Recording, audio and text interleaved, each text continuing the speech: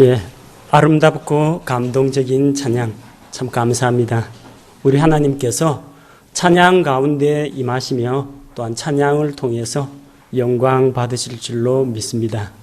오늘 우리가 함께 낭독한 창세기 6장 9절에서 18절까지 말씀을 통해서 방주로 들어오라, 이 하나님의 초청의 말씀을 함께 나누고자 합니다. 창세기 1장에서는 하나님께서 그분의 영광과 능력과 그분의 거룩하신 신격으로 이 온 우주 만물을 창조하신 이야기가 기록이 되어 있습니다. 하나님께서 여세 동안에 하늘과 땅과 그 가운데 있는 모든 것들을 창조하셨습니다. 그 가운데 하나님의 창조의 꽃이요, 창조의 면류관이라고 할 수 있는 것이 바로 우리 사람들입니다.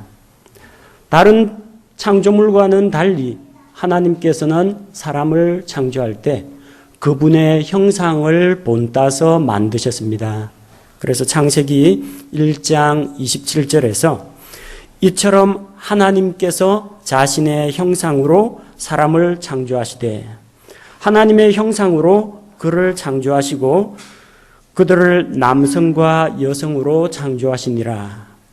하나님께서는 사람을 자기와 같은 형상으로 만들어서 하나님과 사람이 인격적으로 교제할 수 있는 그런 관계로 만드셨습니다.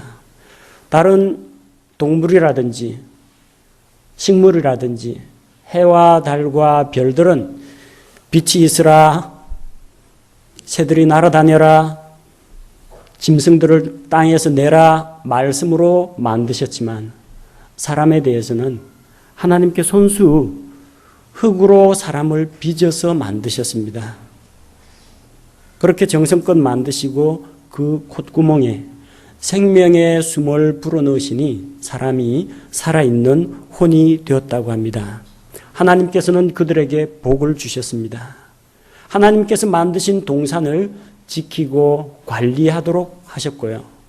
또한 다산하고 번성하여 땅을 채우고 또 그 가운데 있는 것을 다스리고 정복할 수 있는 그런 특권을 주셨습니다. 하지만 사람이 하나님께 순종하지 않고 반역함으로 말미암아 죄가 세상에 들어왔습니다. 하나님께서는 선악을 알게 하는 나무에서 나는 것은 먹지 말라고 하셨는데 사람이 하나님의 말씀을 어기고 그것을 먹었습니다. 하나님의 말씀 대신에 사탄의 말에 순종했던 것입니다. 하나님께 대한 불순종과 하나님께 대한 반역으로 말미암아 하나님과 사람 사이의 관계가 끊어지고 사람은 이제 하나님의 좋은 영향력을 받는 것이 아니라 마귀의 종이 되었습니다. 로마서 6장 16절 말씀을 보면 너희 자신을 누구에게 종으로 내주어 순종하게 하면 너희가 순종하는 그 사람의 종이 되는 줄을 너희가 알지 못하느냐. 혹은 죄의 종으로 사망에 이르고 혹은 순종의 종으로 의에 이르느니라. 이렇게 말씀하십니다. 누구에게 자신을 바쳐서 섬기든지 그 섬김을 받는 대상의 종이 됩니다. 하나님의 말씀에 순종하고 하나님께 복종할 때 하나님의 종이 됩니다. 그런데 사람이 하나님의 말씀을 듣지 않고 마귀의 말에 귀를 기울이고 마귀에게 순종했습니다. 그래서 마귀의 종이 된 것입니다. 그 첫사람 아담의 범죄의 결과는 그 한 사람으로 끝나는 것이 아닙니다. 그를 통해서 성경은 아담 한 사람으로 인해서 모든 사람이 죄를 범하였다고 기록하고 있습니다. 죄의 결과로 사망이 찾아왔습니다. 창세기 3장 19절에서는 아담이 죄를 지어서 흙에서 난 아담이 다시 흙으로 돌아가야 한다고 이야기하고 있습니다. 그래서 사람은 이 흙으로 만든 육신이 죽게 되었습니다. 또한 아담 이후로 태어나는 모든 사람은 아담과 같은 타락한 죄의 본성을 가지고 태어납니다. 창세기 1장 27절에서는 하나님께서 자신의 형상으로 아담을 만드셨습니다. 하지만 창세기 5장 3절에서는 아담이 130세에 자기 형상을 따라서 아들을 낳았습니다. 그 이후로 아담에게서 태어나는 모든 사람들은 아담의 타락한 속성, 죄성을 가지고 태어납니다. 따라서 모든 사람은 날 때부터 죄인입니다. 다윗이 시편 51편 5절에서 고백하기를 자기가 죄 중에서 수태되었다고 이야기합니다. 자기는 죄 가운데 출생하였다고 하나님 앞에 고백합니다. 날 때부터 죄인이라는 겁니다. 우리가 죄를 열심히 지어가지고 죄인이 된 게 아니고요. 엄밀히 말하자면은 하나님과의 관계가 끊어진 상태, 그 상태에서 태어나기 때문에 죄 가운데에서 태어난 죄인입니다. 죄를 지어서 죄인이 된 것이 아니라 죄인이기 때문에 죄를 지을 수밖에 없는 그야말로 죄 덩어리가 우리 일반 사람이라는 것입니다.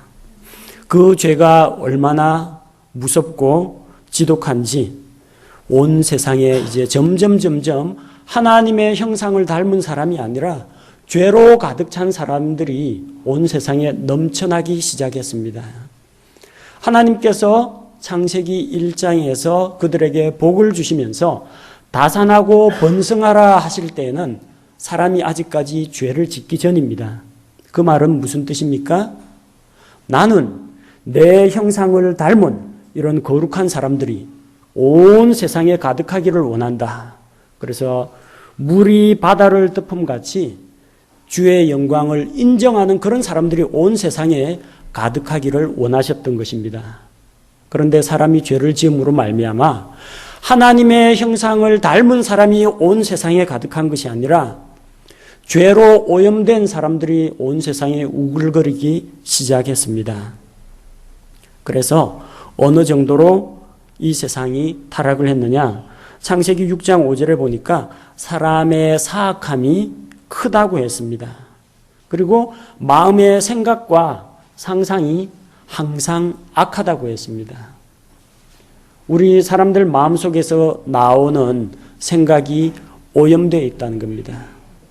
아름답고 건전한 상상이 아닙니다. 사람의 마음속에서 나오는 것은 헛된 상상들, 그리고 자기 마음속에서 지어낸 허상들을 불러일으키고 하나님에 대한 헌신과 사랑과 존경의 마음이 아니라 부패한 마음속에서 나오는 것은 살인과 간음과 음란과 탐욕과 수근수근거리는 것과 시기하는 것과 미워하는 것과 온갖 더러운 것이 사람의 속에서 나온다고 했습니다.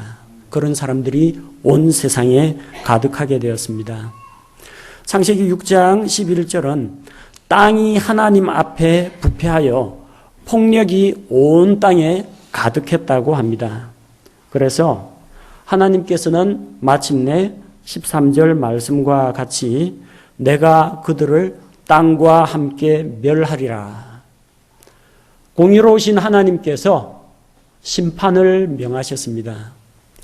하나님께서는 세상이 죄로 오염되고 죄가 세상에 관영하는 것을 더 이상 용납지 않으셨습니다. 그래서 심판을 하십니다. 하나님이 왜 심판을 하십니까? 하나님이 거룩하시기 때문에 심판을 하십니다. 하나님의 절대적이고 가장 중심되는 속성은 거룩하심입니다. 많은 사람들은 사랑의 하나님, 위로의 하나님, 평화의 하나님 그렇게 이야기하지만 하나님의 으뜸 가는 속성은 거룩하심입니다. 하나님은 거룩하신 분입니다. 이사야 대언자가 영광 가운데 높이 들리신 주를 보았을 때 스랍들이 거룩하다 거룩하다 거룩하다 만군의 주여 그렇게 찬양을 드렸고, 요한계시록 4장에서는 네 짐승들이 하나님의 보좌를 호위하고 있는 네 그룹들이 거룩하다 거룩하다 거룩하다 하나님의 거룩하심을 찬양합니다. 그들은 사랑이나 화평을 부르짖지 않습니다. 하나님의 으뜸 가는 속성은 그분의 거룩하심입니다. 거룩하시기 때문에 죄를 조금이라도 용납하실 수가 없습니다. 그래서 하나님의 심판은 그분의 거룩하심과 그분의 공의가 나타나는 것이라고 할 수가 있습니다. 하나님께서는 조금도 죄를 용납하지 않으십니다. 그러나 주께서 세상을 심판하실 때, 사람들을 심판할 때 그 하나님 앞에서 바르게 서 있을 수 있는 사람은 아무도 없습니다. 모두가 다 죽을 수밖에 없습니다. 하나님께서는 이 심판을 통해서 두 가지 목적을 가지고 계십니다. 한 가지는 하나님의 공의로 죄에 빠져 있는 이 죄인들을 홍수 심판을 통해서 벌하기 위해서 심판을 하십니다.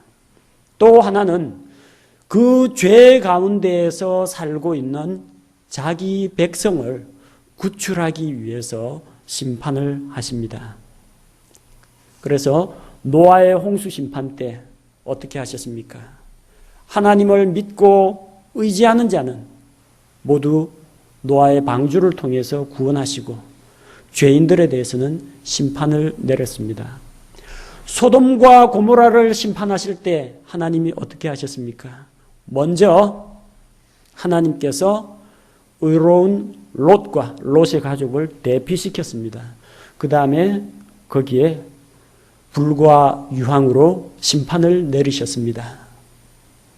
또한 하나님께서 마지막 날에 이 세상을 심판하실 때 믿는 성도들, 거듭난 그리스도인들을 먼저 공중으로 데려가십니다. 일단 구출하고 땅에는 무서운 7년 동안의 하나님의 진노가 쏟아지게 됩니다. 항상 하나님의 심판은 두 가지를 겸하고 있습니다. 하나님을 믿고 의지하는 자를 그 죄 가운데에서 구출해내는 것과 타락하고 부패한 죄인들에 대해서 징계를 내리시는 두 가지로 구성이 되어 있습니다.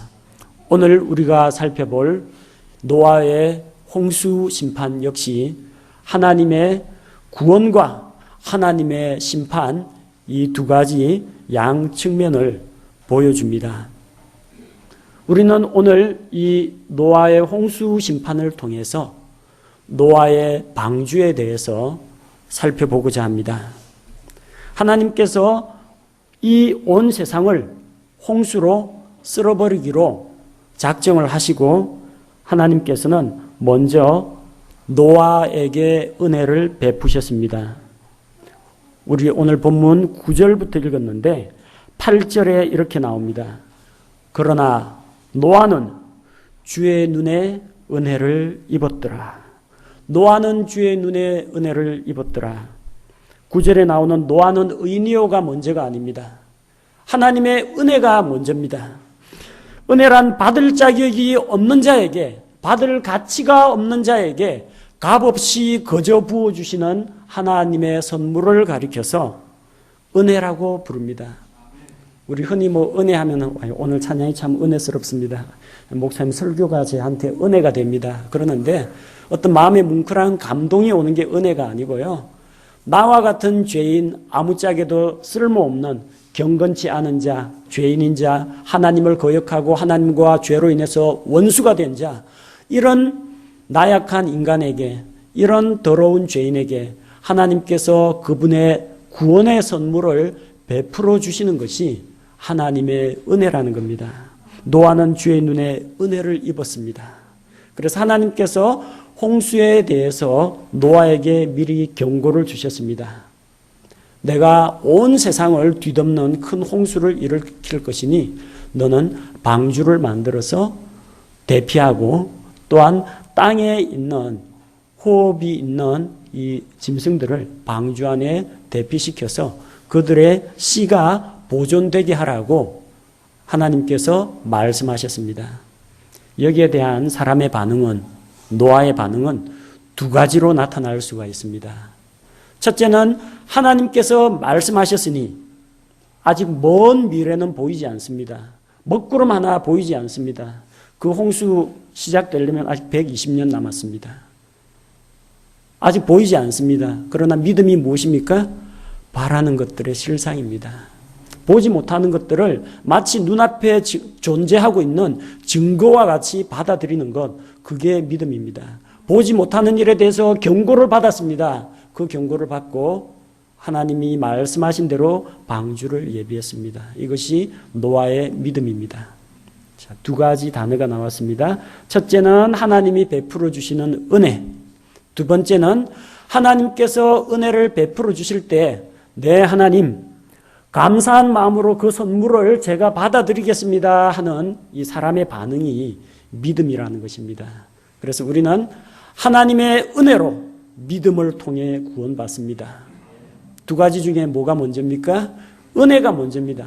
하나님이 구원의 길도 제시해 주지 않고 메시아도 보내주지 않으시고 구원의 약속도 주지 않으셨는데 사람 혼자서 주여 믿습니다 이런다고 해서 구원받는 게 아니라는 거예요. 먼저 하나님의 은혜입니다. 하나님이 구원의 약속을 주시고 예수 그리스도를 보내주시고 예수 그리스도께서 십자가에 달려 피 흘려 죽으시고 구원의 길을 제시해 주시고 복음의 말씀을 들려주시고 이렇게 은혜를 베풀어 주셨을 때에 제가 그것을 받아들이겠습니다 하고 믿음으로 반응을 하면 그 사람은 구원을 받습니다. 은혜와 믿음이 같이 가야 합니다. 나는 믿을 생각도 없고 믿지도 않는데 하나님께서 너는 창세전에 택하였다. 그러니까 성령님께서 어느 날 갑자기 찾아와서 강제로 내 마음 문을 부수고 문 밖에 서서 두드리노니가 아니라 문 밖에 서서 문을 부수노니, 그럼 문 안에 있는 사람은 열어주지도 않는데 마음 문에 부수고 들어와서 우리를 먼저 살려놓고 이제 살려놨으니까 너 믿어라. 이런 식으로 구원이 이루어지는 게 아니라는 겁니다. 구원은 하나님의 선물로 하나님께서 우리에게 복음과 구원의 길을 제시해 주십니다. 이것이 은혜입니다. 그것을 받아들이는 것이 믿음입니다. 잔치는 열렸습니다. 음식은 가득 차려졌습니다. 아무든지 나아오시오 하고 하나님께서 초청하고 부르십니다. 나아오라. 와서 잔치에 참여하라. 와서 먹으라. 와서 마시라. 부르십니다. 이것이 은혜입니다. 그러면 사람의 반응은 예, 감사합니다 하고 참여해가지고 음식을 먹어야 자기 것이 됩니다. 잔치에 가지도 않고 가기는 했는데 밥상머리에 앉아서 음식은 먹지는 않고 저게 맛있을 것 같다, 저거는 짤 것 같다, 저거는 칼로리가 높을 것 같다, 백날 이야기해봤자 그의 배고픔은 해결이 안 된다는 것입니다. 믿음을 통해서 하나님이 주신 대로 자기 것으로 받아들일 때 그 하나님의 구원의 선물이 자기 것이 됩니다. 하나님께서 노아에게 은혜를 베푸시고 미래의 일에 대해서 경고를 주시자 노아가 믿음으로 반응을 했습니다. 노아가 먼저 하나님을 사랑한 것이 아닙니다. 노아가 먼저 하나님을 찾은 것이 아닙니다. 노아가 먼저 나를 구원해 주시고 나에게 구원의 은혜를 베풀어 주십시오 한 것이 아니라 하나님께서 은혜를 먼저 베풀어 주셨습니다. 그 은혜의 부르심에 노아가 믿음으로 반응을 하자 우리가 읽었던 9절 말씀과 같이 노아는 의인이요 믿음으로 의롭게 되었습니다. 노아가 의인이라는 말은 노아가 하나님 앞에서 아무런 죄도 없고 털어봤자 먼지 하나 안 나오는 완벽하고 깨끗한 사람이라는 이야기가 아닙니다. 노아 역시 아담의 부패한 죄의 속성을 가지고 태어난 보잘것없는 사람에 불과합니다. 그러나 노아는 믿음으로 의롭다함을 받았습니다. 히브리서 11장 7절에서 노아의 믿음을 이렇게 증거하고 있습니다. 믿음으로 노아는 아직 보지 못한 일들에 대해 하나님으로부터 경고를 받고 두려움으로 움직여 방주를 예비함으로 자기 집을 구원하였으니 그것으로 말미암아 그는 세상을 정죄하고 믿음으로 말미암는 의의 상속자가 되었느니라. 노아는 믿음으로 의롭게 되었습니다. 하나님께서 온 세상을 물로 심판하겠다고 경고하신 그 말씀을 듣고 그분을 두려워하며 그 말씀을 믿고 방주를 예비했습니다. 그 믿음을 보시고 하나님께서 의롭다고 인정하셨습니다. 의롭다고 불러주시는 것을 칭의라고 부릅니다.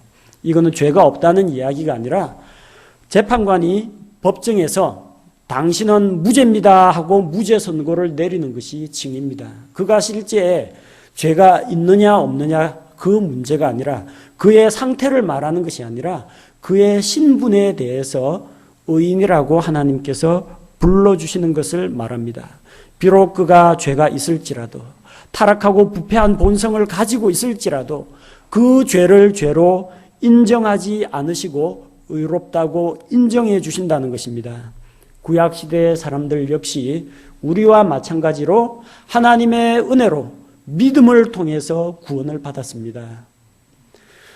창세기 15장 6절에서는 우리 믿음의 조상 아브라함이 어떻게 의롭게 되었는지를 보여줍니다.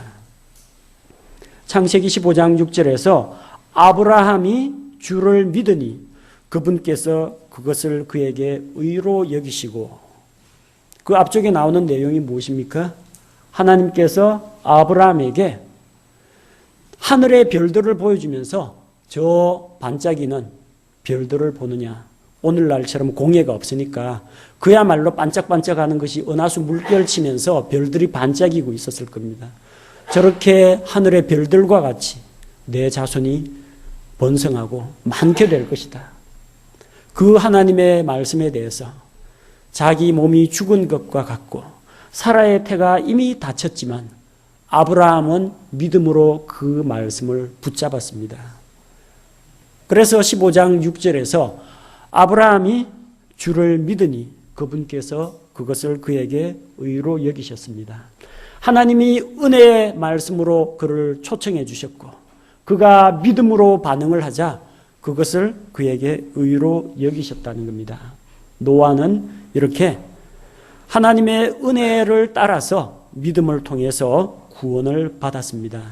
그래서 하나님의 말씀을 따라 그는 방주를 예비합니다. 14절에 보니까 노아의 방주는 고펠나무로 만들었다고 합니다.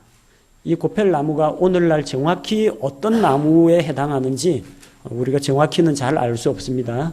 많은 학자들은 아마도 전나무나 그 계열이 아닐까, 물에 들어가더라도 썩지 않는 그런 나무일 것이라고 생각을 합니다. 그런데 이 나무가 숲에 심겨 있는 그 상태로는 절대로 사람을 구원하는 방주가 될 수가 없습니다. 어떻게 해야 됩니까? 도끼 들고 가서 나무 찍어야 됩니다. 나무 찍은 다음엔요, 그거 묶어가지고 질질 끌고 와서 가지치기 하고 톱으로 썰고, 그 다음에 방주 모양 만들려면 전부 다 못 찔러야 됩니다. 나무가 멀쩡한 나무가 저절로 배가 될 수는 없습니다. 방주가 되려면 나무는 고난을 받아야 됩니다. 도끼에 찍히고 톱으로 잘리고 못이 박혀야 비로소 방주가 될 수 있습니다.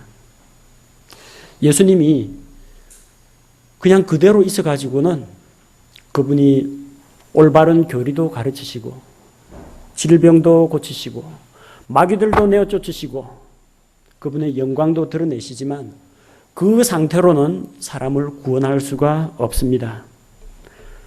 나무가 방주가 되기 위해 고난을 당한 것처럼 예수님은 우리를 구원하시기 위해서 사람들에게 모욕당하고 뺨 맞으시고 침뱉음을 당하고 채찍에 맞고 창에 찔리고 굵은 못에 손과 발이 찔리는 그런 고난을 당하셨습니다. 사람을 구원하기 위해서 찍힌 이 나무, 그리고 마침내 사람들을 구원하는 방주가 된 이 나무는 우리 주 예수 그리스도를 보여주는 하나의 예표라고 할 수가 있습니다. 14절 말씀을 보니까 그 방주를 만들 때에는 나무와 나무 사이에 역청으로 칠하라고 했습니다. 역청이라는 것은 끈적끈적한 송진이나 콜타르 같은 걸 말합니다. 나무와 나무 사이에는 틈이 있습니다. 그래서 방주가 근 1년 동안 물 위에서 떠 있으면서 사람들이 안전하게 지내려면 배에 물이 들어와서는 안 됩니다. 배에 물이 들어오지 않도록 방주는 역청으로 칠이 되어 있어야 합니다. 세상에 물결이 들어오지 못하도록 노아의 방주는 역청으로 칠해졌습니다.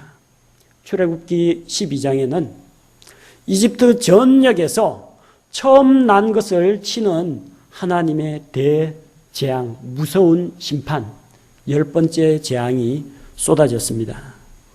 그러나 어린 양의 피를 그 문에, 인방과 설주에 칠한 집에는 하나님의 죽음을 내리지 않으셨습니다. 어린 양의 피가 칠해져 있을 때에 주께서 그 집은 넘어가셨습니다. 뛰어 넘어갔다고 해서 유월절이라고 합니다. 유월절 어린 양의 피가 칠해져 있으면 심판의 물결이 그 안으로 들어오지를 못합니다. 심판의 물결이 방주에 들어오지 못하도록 역청을 칠한 것처럼 여러분이 구원을 받으려면 여러분의 마음문에 십자가에 피 흘려 죽으신 예수 그리스도의 보배로운 피가 칠해져 있어야 합니다. 여러분 마음속에는 우리 주 예수 그리스도의 보혈이 있습니까? 그분의 보혈의 공로를 믿으십니까? 예수 그리스도만이 여러분을 구원하실 수 있습니다. 15절에 보니까 방주의 크기가 나옵니다. 길이가 300규빗이요, 폭이 50규빗, 높이가 30규빗. 미터로 환산하면 135미터, 폭 22.5미터, 높이 13.5미터. 어느 정도 크기냐면요, 축구장보다 좀 깁니다. 그리고 폭은 축구장보다 조금 좁습니다. 그리고 3층으로 되어 있고요. 당시 지구상에 존재했던 이런 코로 호흡을 하는 생물들을 다 들어가게 했습니다. 정결한 짐승들은 하나님께 나중에 희생 헌물을 드리기 위해서 암수 7쌍씩, 그리고 일반 짐승들은 암수 2쌍씩 다 수집해서 태우고도 공간이 충분히 남는다는 겁니다. 이런 이야기하면 불신자들은 잘 믿질 않습니다. 그럼 공룡은 어떻게 탔을까요? 그렇게 물어봐요. 공룡 이야기하니까 전부 다 뭐 스테고사우루스라든지 뭐 이런 거 거대한 덩치 큰 이런 공룡을 생각하시는데요. 공룡도 새끼 때는 작습니다. 아기 공룡 태우면 됩니다. 공룡의 평균 크기는 조그만한 그 강아지나 양만 하다고 합니다. 큰 공룡은 몇 종 되지를 않습니다. 자, 그래서 얼마든지 태울 수가 있고요. 또 하나님께서 그 방주를 보호하기 위해서 일부 짐승들은 동면에 들어가도록 하시면은 그들이 먹고 생활하는데 전혀 지장이 없습니다. 이 방주의 크기를 축소시켜 가지고 한국의 그 해사기술연구소라는 곳에서 노아의 방주 모형을 축소판으로 만들어서 거대한 실험실을 수조해서 인공 파도를 일으켜 봤대요. 배가 안 뒤집힌다고 합니다. 이게 황금 비율이라고 합니다. 가로, 세로, 높이를 이 비율대로 하면은 어떠한 파도가 치더라도 배가 전복되거나 하는 일이 없다고 합니다. 이걸 기초로 해가지고 유조선이라든지 거대한 배들을 만드는데 활용하기도 한다고 합니다. 방주는 그 안에 있는 자들의 안전을 보장해 줍니다. 하나님의 심판의 거센 빗줄기가 노아의 방주에 쏟아졌습니다. 바람과 파도가 뱃전을 때립니다. 방주가 대신 고난을 받았지만 방주 안에 있는 사람은 물 한 방울 안 묻히고 안전하게 보호가 되었습니다. 제가 이야기하는 것은 방주 안이 가장 편안하고 쾌적하다고 말하는 것이 아닙니다. 그 안은 짐승들 소리 때문에 좀 시끄러울 수도 있습니다. 짐승들 배설물 때문에 냄새도 좀 났을 겁니다. 그리고 다니기에 좀 번잡했을 겁니다. 우글우글거리는 그 짐승들 사이에서.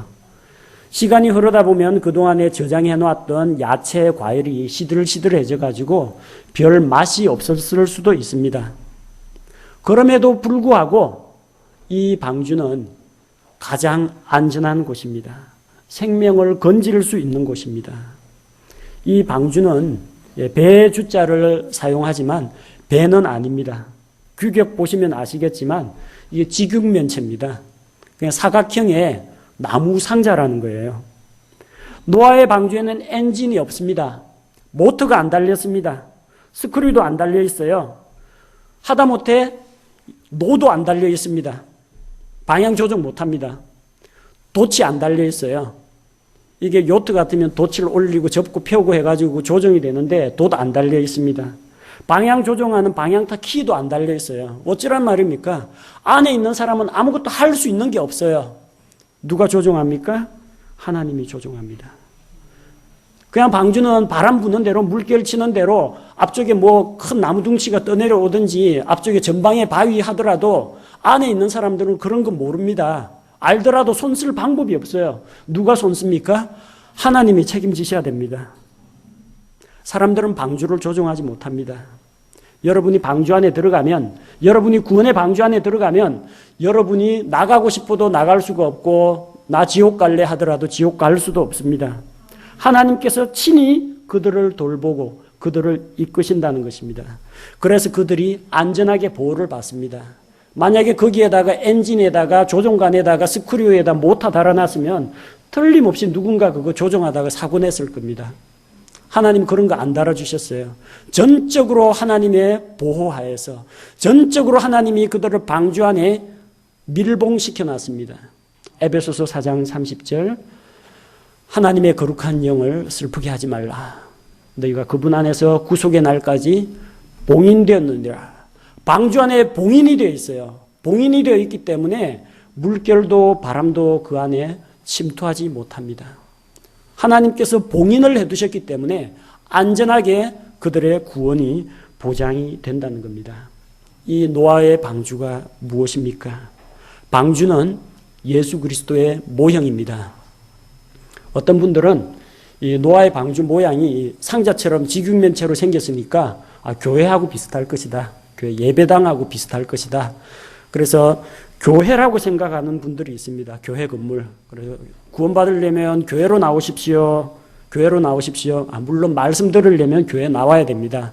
그러나 교회가 사람을 구원해 주진 않습니다. 교회가 방주와 같은 사명을 다해야 한다. 옳은 말씀입니다. 그래서 어떤 교회는 방주 모양을 본따 가지고 교회를 짓습니다. 이름도 방주교회라고 붙입니다.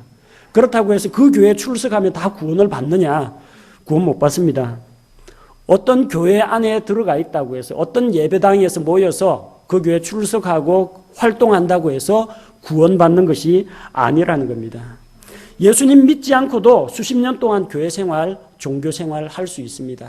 예수님 안 믿고도 헌금 드릴 수 있고요. 예수님 안 믿고도 성경 보고 찬송할 거 다 할 수 있습니다. 문제는 구원이 없다는 겁니다. 예배당이라는 건물 안에 들어오시면 안 됩니다.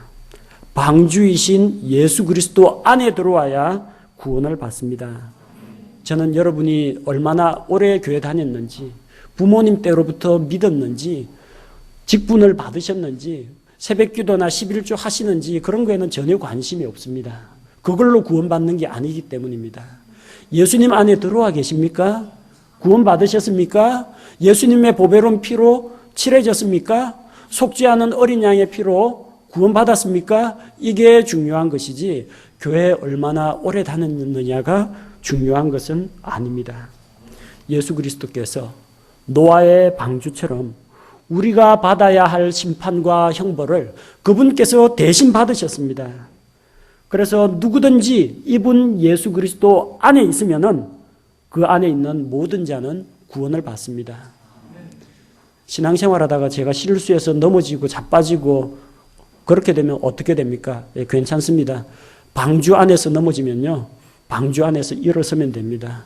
방주 안에서 넘어졌다고 해서 창 열고 밖으로 튀어나가는 거 아닙니다. 예수 그리스도 안에서 얼마든지 넘어질 수도 있고, 또 때로는 방주 안에서 잠이 들 수도 있고, 또 그 안에서 티격태격하고 안에 있는 사람들끼리 다툼이 일어날 수도 있습니다. 상관없습니다. 방주 안에 있는데 공기가 좀 탁할 수도 있고 냄새가 날 수가 있고 먹을 게 부족할 수도 있습니다. 하지만 한 가지 확실한 것은 구원을 받는다는 겁니다. 안전이 보장된다는 것입니다. 그렇기 때문에 방주 안으로 들어가야 합니다. 예수 그리스도 안으로 우리가 예수 그리스도에 속한 자가 되어야 합니다. 그래서 오늘은 중요한 말씀을 한 구절 보겠습니다.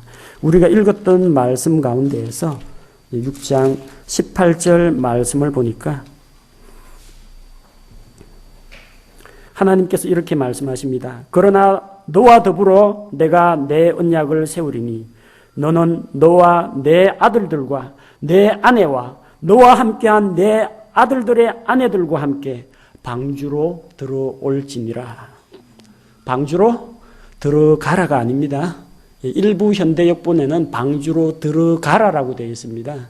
영어 킹제임스 성경에 보면 come, 들어오라고 되어 있습니다. 너와 내 가족들은 방주로 들어오라는 것입니다. 오는 거하고 가는 건 다릅니다. 방주 안으로 들어오라. 무슨 뜻입니까? 하나님이 어디 계시다는 거예요? 방주 안에 계시다는 이야기입니다. 하나님은 방주 밖에 있는데 너희 방주 안에 들어가 이런 식으로 말씀하시는 분이 아니라는 거예요. 구원은 하나님께 나와야 받지 하나님이 가, 너 오지 마, 가 하는데 구원을 받을 수는 없다는 겁니다. 하나님께서 방주 안에서 사람들을 들어오라고 부르고 계시는 것입니다. 이사야 55장 1절 너희 목마른 자들아 물로 나오라. 나와서 값 없이 포도즙과 젖을 사라고 합니다. 그렇게 해서 너희 혼이 만족을 얻게 된다고 하십니다. 마태복음 11장 28절 수고하고 짐진 모든 자들아 내게로 오라고 했습니다. 가라고 하지 않으십니다. 오라고 부르신다는 겁니다. 요한계시록 22장 17절 마지막 초청입니다.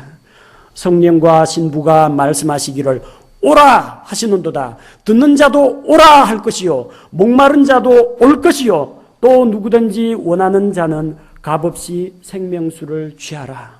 성령님께서 예수 그리스도의 몸된 교회 신부가 사람들에게 초청합니다. 오라. 생명수의 샘으로 나아오라. 구원의 자리로 나아오라고 부르는 것입니다. 그래서 하나님께서는 방주의 문을 활짝 열어놓은 상태에서 사람들을 부르고 초청하신 것입니다. 방주의 문은 활짝 열려 있습니다. 노아와 노아의 가족들만 타라고 한 것이 아닙니다.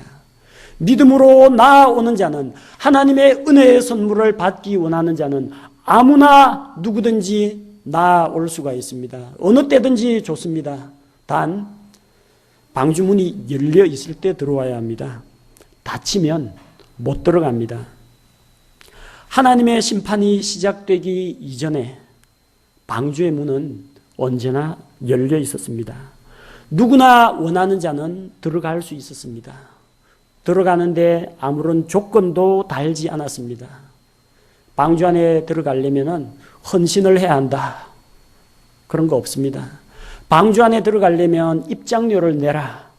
그런 게 없습니다. 방주에 들어가기 위해서는 새벽 기도를 가고 11조를 해야 된다. 그런 내용도 없습니다.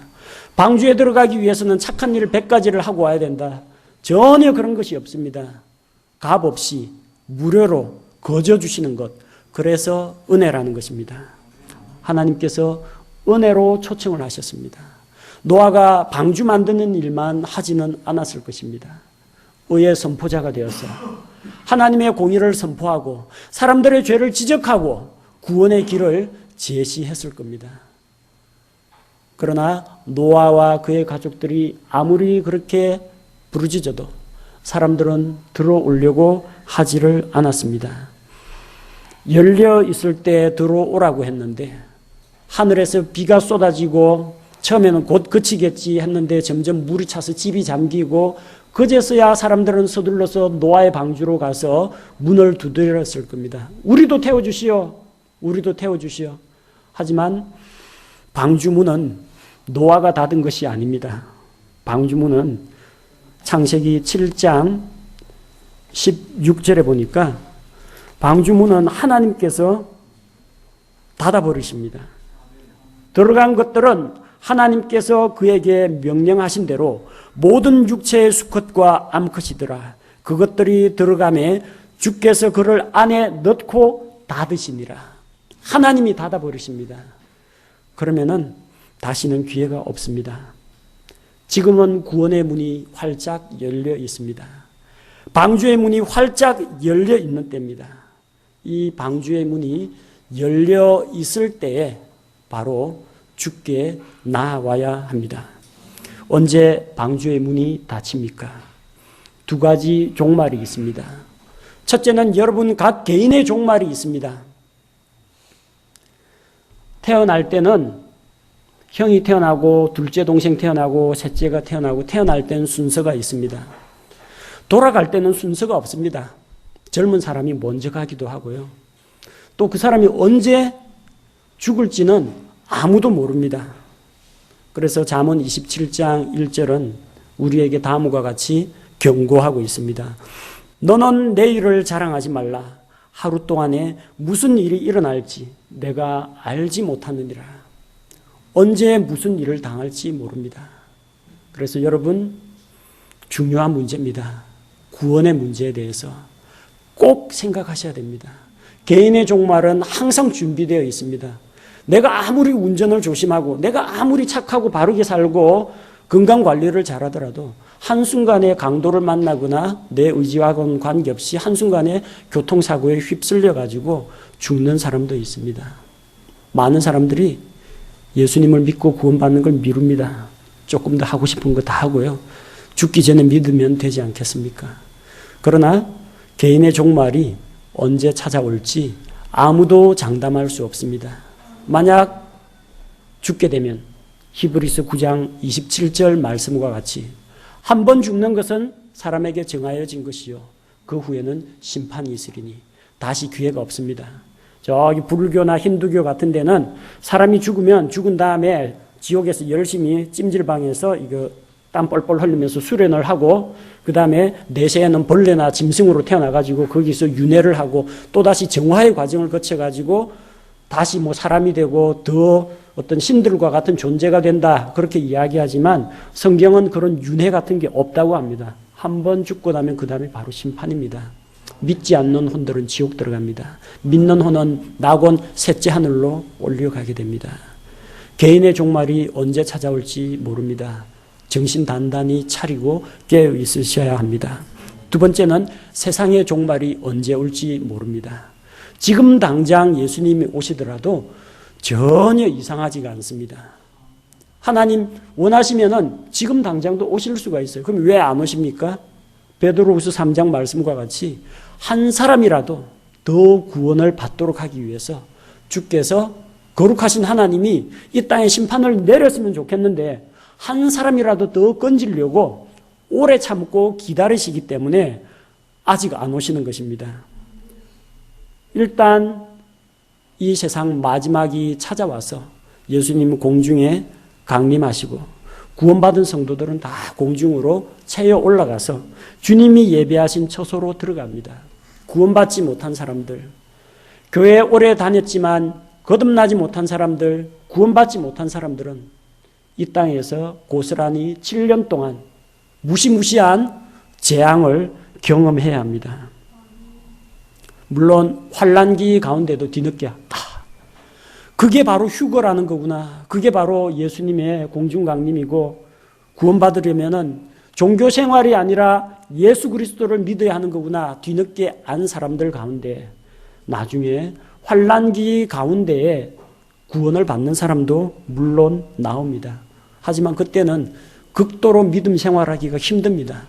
적 그리스도의 손에 잡혀서 죽든지 정말로 적 그리스도가 모든 것을 지배하고 통제하는 그 죄악된 세상 가운데에서 숨고 피하고 그러면서 간신히 목숨을 이어가면서 살아야 하는 그런 상황입니다.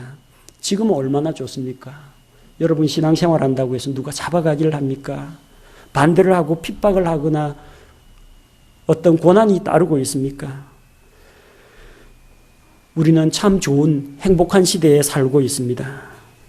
이런 편안한 시대에서 느긋하게 있을 때가 아니라 언제 개인의 종말이 찾아올지 모르고 언제 주님 다시 오실지 알 수가 없기 때문에 문 열렸을 때, 방주의 문이 열려 있을 때 하나님의 은혜의 초청을 받아들이고 구원을 받아야 합니다. 구원의 문이 열려 있는 지금이 바로 하나님의 은혜의 때요 구원의 때입니다. 고린도후서 6장 2절에서 이렇게 말씀하십니다. 그분께서 이르시되 받아주는 때에 내가 내 말을 들었고 구원의 날에 내가 너를 구조하였노라 하시나니 보라 지금이 받아주시는 때요 보라 지금이 구원의 날이로다. 지금 곧 우리 죄를 위해서 십자가에서 대신 죽으신 예수 그리스도를 우리를 대신해서 매맞고 상하시고 찔리고 피 흘려 죽으신 그 구원의 방주 예수 그리스도를 믿음으로 받아들이고 예수 그리스도 안에 들어가야 됩니다.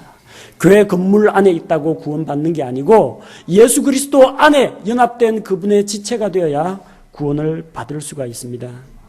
여러분 가운데 오랜 기간 교회에 출석하며 성경도 읽고 교회 봉사도 하고 모임에도 나오지만 아직 예수 그리스도를 자신의 구세주로 영접하고 믿고 받아들이지 않은 분이 있습니까? 생명보다 소중한 것은 아무것도 없습니다. 그것은 좀 더 두고 보겠다, 내일로 미룰 수 있는 일들이 아닙니다. 예수님을 구세주로 믿고 바로 은혜 베푸시는 때에 구원의 날에 그분을 받아들여야 합니다. 로마서 10장 9절 10절 말씀 이렇게 이야기합니다.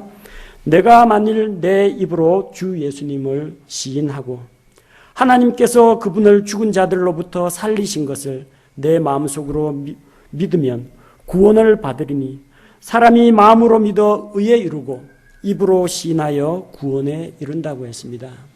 만약 오늘 이 가운데에서 아직도 예수 그리스도를 영접하지 않으신 분이 있다면 제가 여러분을 구원의 메시지로 하나님의 초청의 음성으로 초대하고자 합니다.